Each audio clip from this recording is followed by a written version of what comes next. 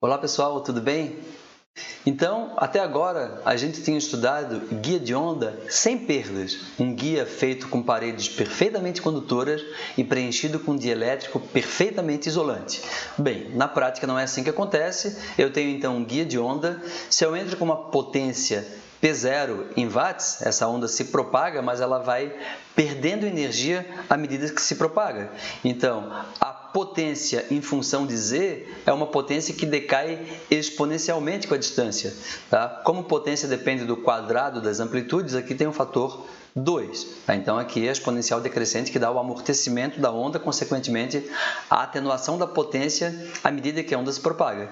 Como calcular alfa?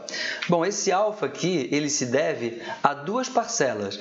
Eu posso ter perdas devido à atenuação nas paredes condutoras e atenuação devido às perdas no dielétrico que preenche o guia. Tá? Então, αc é a constante de atenuação devido às perdas no condutor, nas paredes condutoras, e αd é a constante de atenuação devido às perdas no dielétrico. Para um guia sem perdas, αc e αd são ambos nulos, tá? Mas para um guia real não é o caso. Tá? Uma coisa que se pode mostrar é que geralmente as perdas nas paredes condutoras são bem maiores do que as perdas no dielétrico. Tá? Existem técnicas para diminuir as perdas no dielétrico, eu vou chegar a falar sobre isso mais tarde. Tá bom? Então, as perdas nas paredes condutoras elas são dominantes. Mas nós já vimos que existem dois tipos de ondas.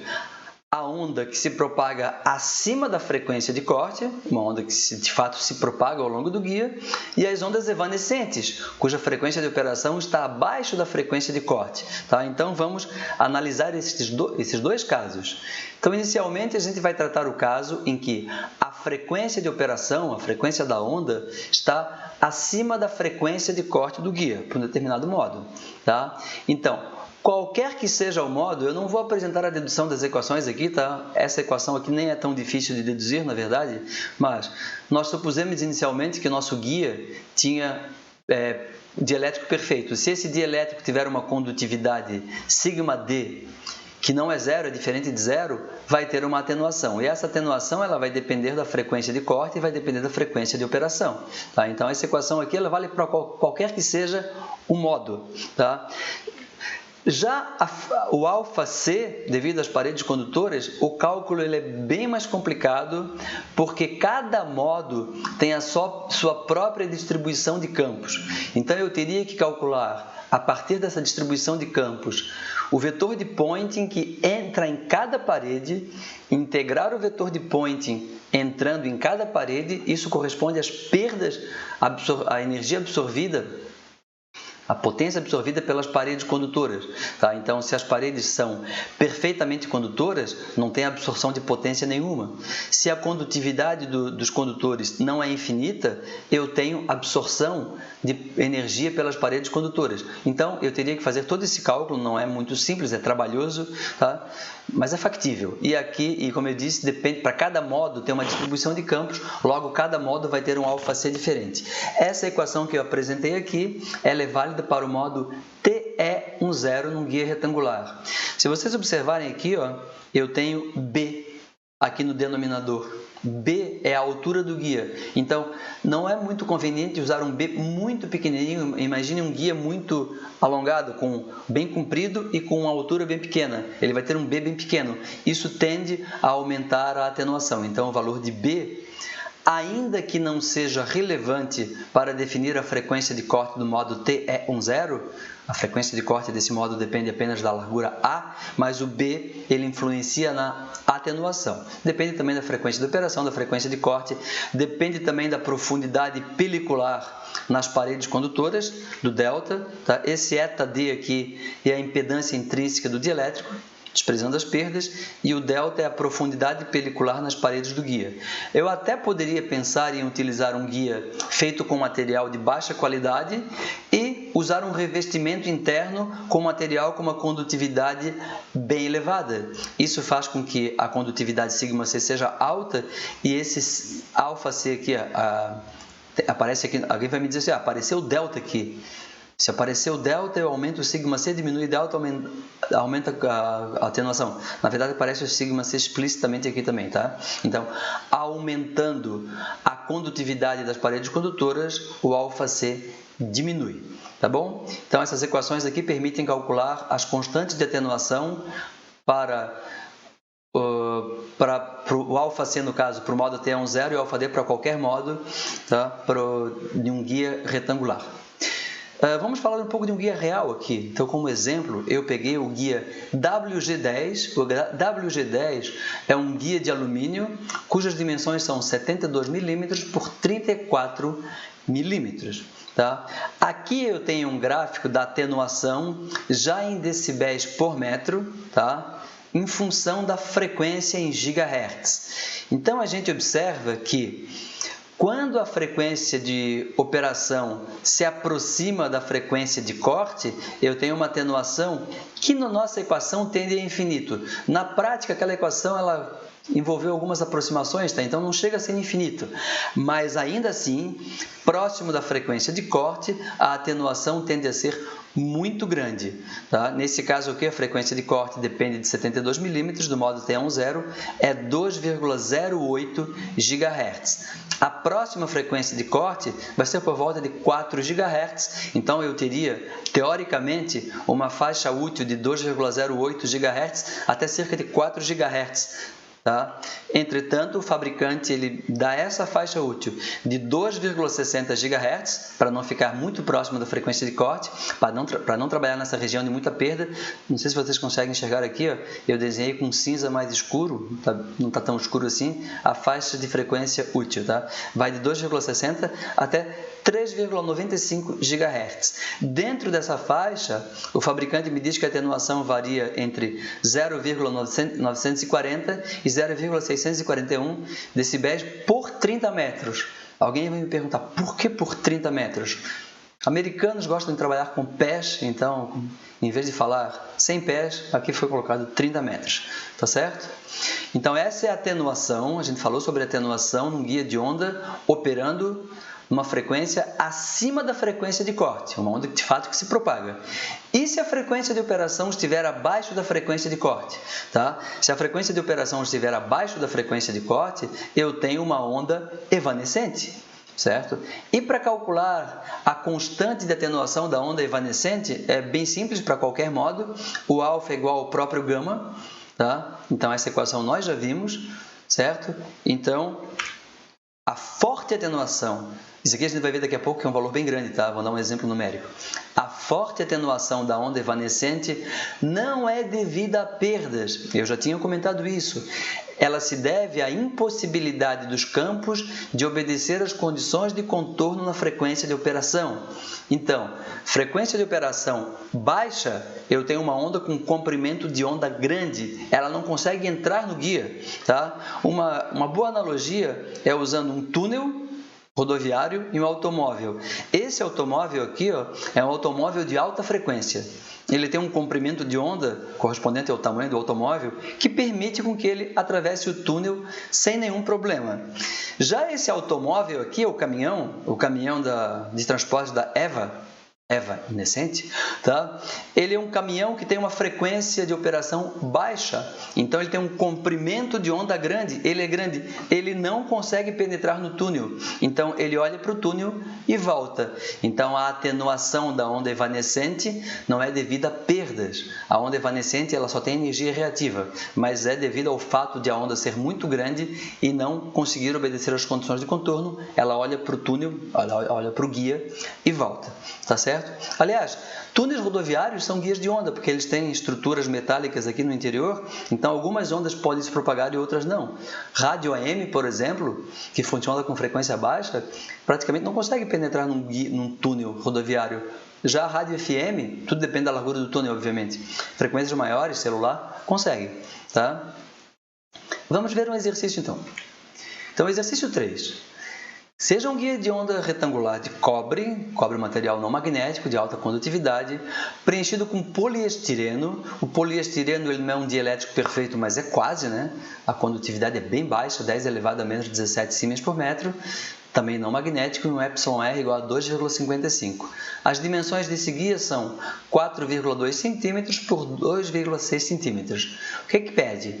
pede para calcular a atenuação do modo dominante na frequência de operação de 4,8 GHz e de 1 GHz, duas frequências diferentes.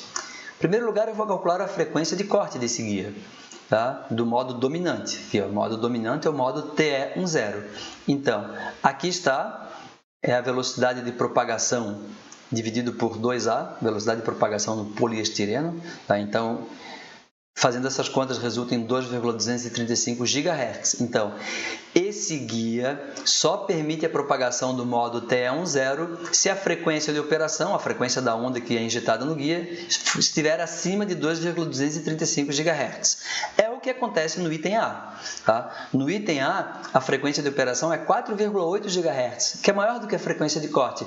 Então, essa onda vai conseguir se propagar dentro do guia. Qual será a atenuação? Bom, então vamos utilizar as equações vistas anteriormente. Tá? A impedância intrínseca do poliestireno, desprezando as perdas aqui, tá? É de aproximadamente de 235,97 ohms. A profundidade de penetração, profundidade pelicular no cobre, na frequência de operação de 4,8 GHz, daqui, é de 9,54 vezes 10 a menos 7 metros. Como eu disse, eu posso ter até um tubo de batata frita revestido com alumínio por dentro, já funciona como guia de onda. Ele não precisa ser muito espesso, já que a profundidade de penetração é muito pequena. Basta uma pequena deposição de um metal dentro de um tubo para que eles virem um guia de onda, tá certo? Então, a partir daqui, nós conseguimos calcular o ∝D, constante de atenuação devido às perdas no dielétrico. Então, é só a substituição de valores, tá? Então, substituindo os valores em que FC é 2,235 e a frequência F é 4,8 GHz, eu obtenho um ∝D de 1,33 vezes 10 a menos 15 Népер por metro. Tá? Notem aqui, ó, se a pessoa fosse fazer um cálculo utilizando essa equação por uma frequência de operação abaixo da frequência de corte, eu teria a raiz quadrada de um número negativo. Aí a pessoa obteria um alfa imaginário puro. Isso não faz o mínimo sentido.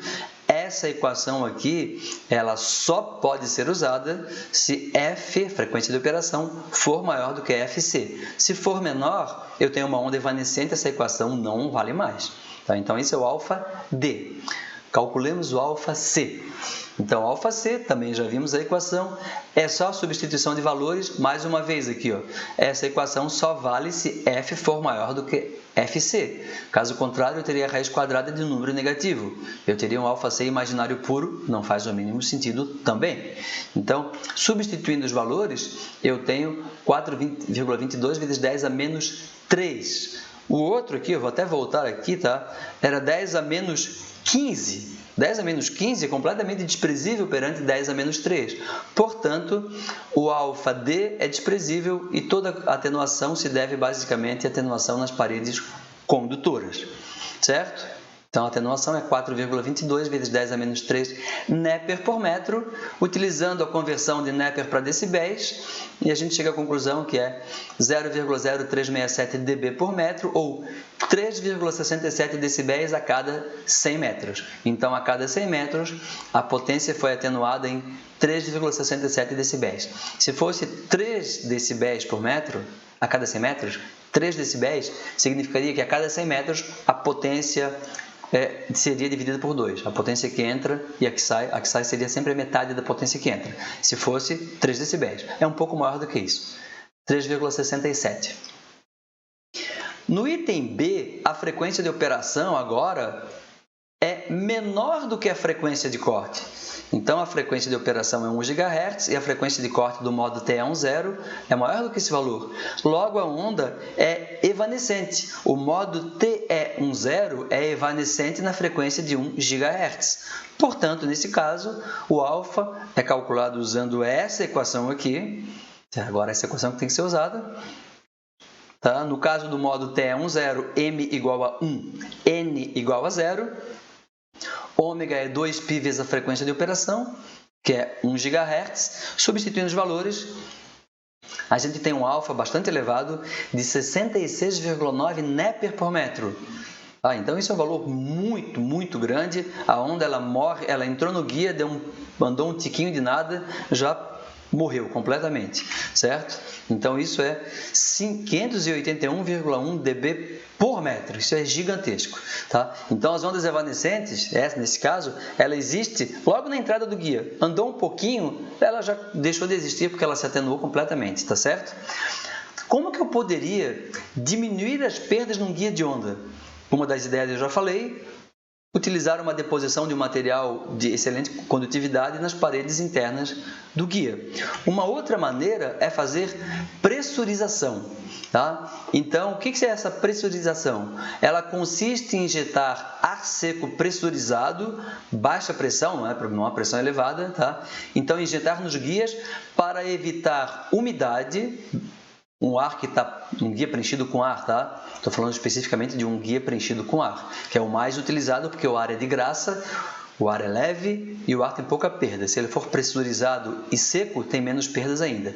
Então, essa pressurização com ar seco, ela evita a umidade dentro do guia e evita condensação do vapor de água, que pode acontecer, tá? Dependendo da temperatura externa, da temperatura dentro do guia, pode acontecer condensação. E essa condensação do vapor da água, isso causa perda, causa reflexões, né? Altera até mesmo a impedância de onda, pode alterar a impedância de onda lá dentro do guia, então altera as condições de propagação, causa reflexões indesejáveis e ainda, pior ainda, existe a possibilidade de formação de arco elétrico, pode danificar o guia por dentro, então é absolutamente relevante que não haja essa condensação do vapor de água. Então, é usual injetar ar seco pressurizado. Aqui tem um exemplo, isso daqui na verdade é aqui eu tenho um guia de onda elíptico, utilizado em instalações externas, aqui um guia de onda retangular na parte interna, aqui eu tenho um dispositivo que faz a conversão entre a guia elíptico e guia retangular, e aqui nesse dispositivo de conversão tem uma entradinha para o ar seco, então isso aqui não é um cabo coaxial, é ar soprado. Tá? Esse ar é soprado através de um compressor, pressão não muito elevada, e aqui eu tenho um material que absorve a umidade, um dessecante, no caso é sílica gel, é o mesmo que é utilizado dentro de caixinha de sapato, em bolso de roupa para absorver a umidade, às vezes coloca dentro do guarda-roupa também para tirar a umidade em locais úmidos. Tá? Então o ar ele tem um circuito de ar que passa pelo guia, certo? E circula aqui e o dessecante, a sílica gel, ela absorve a umidade do ar. Depois de um tempo, essa sílica gel aqui, esse dessecante, ele vai ficando muito úmido, vai ficando muito molhado, então eu sou obrigado a trocar. Posso secar num forninho, por exemplo, custa caro, então é possível reaproveitar. Só para informação, esses guias aqui eles são utilizados no enlace de micro-ondas entre Florianópolis e Brusque. Então, isso daqui, essa foto aqui foi feita no Morro da Cruz, em Florianópolis, onde tem as antenas, e lá em Brusque, no Morro do Brilhante também. Tá certo? Então, é um enlace de micro-ondas. O comprimento do guia é de 123, 100 e poucos metros aqui, tá? Então, na parte externa se usa um guia elíptico corrugado para que ele não sofra muitas deformações mecânicas, porque ele vai ser levado a uma distância relativamente longa, tá? Algumas dezenas de metros. Nas instalações internas, eu tenho o guia de onda, nesse caso aqui, é um guia retangular corrugado, também flexível. Tá certo? Então, aqui a gente termina a parte de atenuação nos guias de onda. Na próxima aula, a gente vai falar como se utiliza um guia de onda no sistema prático. Ligar um cabo coaxial numa TV, por exemplo, todo mundo sabe fazer. Como que se liga um guia de onda? Como que se faz a injeção de energia e a extração de energia, a excitação de um guia de onda? Então, isso é assunto para a próxima aula, tá certo, pessoal? Até lá, então.